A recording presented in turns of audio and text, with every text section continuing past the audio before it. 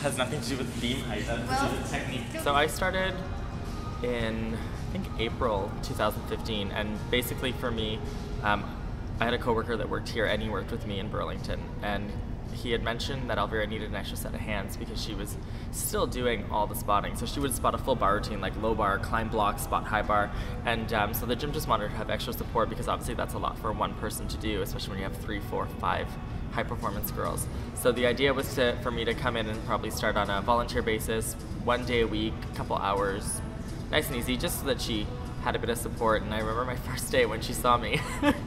She walked up to me. She didn't realize I was there to help her for coaching. She didn't think that was my role. But she came in and just said to me, "Oh, you're pretty." Which, so like, I was so excited because I'm obsessed with Elvira and she thinks I'm pretty. So that was pretty good. But then she also, when they finally told her, like, "Oh no, he's here for a coach, Elvira," the first thing she did was squeeze my bicep and go, "You spot?" And I was like, "Yeah, I can spot." Like, and she actually pulled me into the gym and made me spot one of the girls for double layout.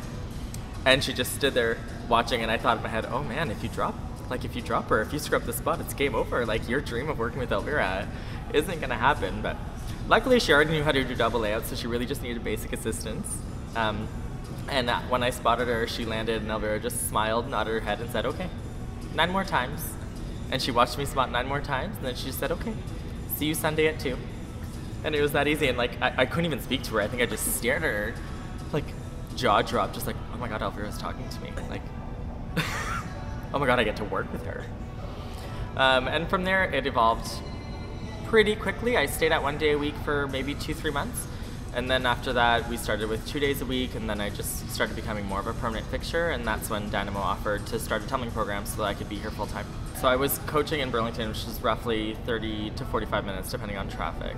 So I would come here during the days and do like a 12 to 3:30, 12 to 4, and then I would drive back to Burlington and coach my regular tumbling shift from 4:30 to 9. I think we're just very similar. I understand her. I love that she's so big picture, and she's satisfied, but she's always ready to move forward. So I love the intensity, and I think the reason she's been so successful, or one of the reasons, is she doesn't expect more from her gymnasts than she does from herself. She expects 100% work ethic from them, but she brings 100% every day. She's willing to stay an extra hour to focus on the smallest little detail. You know, it's not just 12 to 5 and then the job's over. You know, she's the job all the time. So I think that's one thing, is it's very easy for athletes to have buy-in when your coach is just as motivated as you and willing to put in just as much, if not more, effort.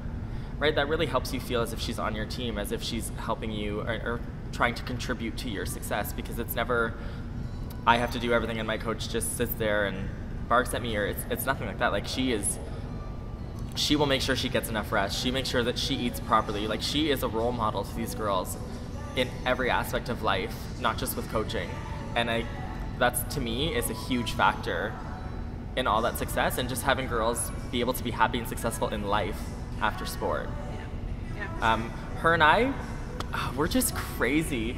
I know she's the alpha, and so I try to be more of the lighter side. I know when she's just so involved, like, she's so in the game and she's so focused, and the girls are so into it, and so I just try to be the person to kind of give that perspective again and change that perspective, because it's just so easy when you're in it to kind of get stuck in that tunnel vision, and sometimes you just need somebody to kind of remind you how amazing you're doing or how amazing the kids look, in order for you to just kind of take a breath and realize how far they've come.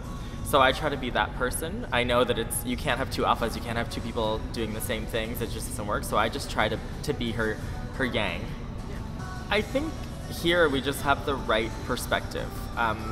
In Canada, if you're Olympic champion in gymnastics, that would be awesome, but it's probably not changing your life. You're not gonna walk away with millions of dollars and endorsements and all that stuff. So you have to be here because you love it, and you have to, as a coach, make sure that the journey is more valuable than the outcome, because the outcome isn't going to change their life in a grand way. Obviously, it's that satisfaction that you're gonna get as a person if you achieve all your goals, but there will always be more to life.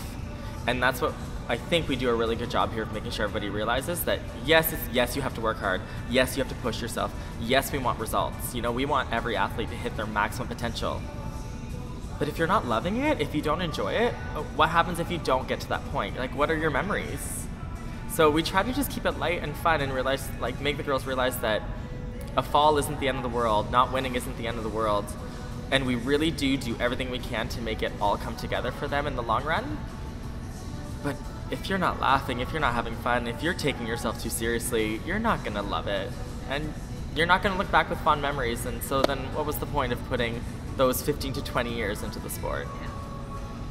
And I think for Elvira too, like, she's been around for a very long time now, right? Like, her last Olympic gold was 41 years ago, yeah. right? Like, that's a long time, and she's still here, and she's still producing international level. So she knows more than anybody what gymnastics can do for your life and how it changes it. And I think that's why when she's in here with those girls that you hear her laugh so much and you hear her having so much fun, because she has the most full picture of anybody I know, because she's seen it from every angle. She just blows me away. Like, I feel like I leave every day having learned something new from Elvira in gymnastics or in life. And when I came here, I just thought I would get to help her out a little. And then all of a sudden, my coaching idol, like, she's my coaching idol. And now I feel like she's one of my best friends, and it's so crazy. Most people just get so excited when they get to meet their idol. I don't just get to meet her. I get to work with her every day, and she's so caring. She's like a second mom to me. If I'm not feeling well, she brings me stuff. When we're at meets and we're on the floor, she packs lunches for me because she just figures that I won't think about that stuff, right? And she's right, I don't usually. Pretty disorganized that way. But it's just, when you get to see her full picture, she's an amazing woman in every aspect of life. And I just feel super lucky that I get to be part of this journey, even if it's just towards the tail end, or even if it's just the smallest piece. But the fact that I get to come in here and just be part of her world for a bit has just been, it's been life-changing, and it's made my coaching better in the trampoline and tumbling world for sure. I can't believe how much more success I've had in 2 years since I started working with her. She's kind of rejuvenated my passion for sport, and you cannot work with her and not be inspired, right? And watching her with the girls, like, I didn't get it at first. Like, I would watch routines, and I came from a lower level club growing up, and there was women's gymnastics, but because it was lower level, you know, we would just do a lot of routines over and over, and there wasn't, like, you'd fine tune it and just keep it. And then what I've learned with Elvira is you can't do that. Like, she's so successful, and the routines grow with the girls. So you actually never see the same routine twice. It might be something as simple as a hand gesture or something, but she's always altering the routines to their new personalities and to the way that they're maturing, not just to the new skills that they've added. And it's like, that concept that growth never ends is something that's kind of brightened me and rejuvenated that idea that, you know, there really is no finish line. This might be your hardest skill, but let's change something else to make you brighter, to make you stand out, to make you look better and feel better. And I just think there's a huge lack of people that think that way in sport in general. So, I don't know, a legend, icon, I don't know what word you can use for her. She's out of this world. There will only ever be one Elvira, that's for sure.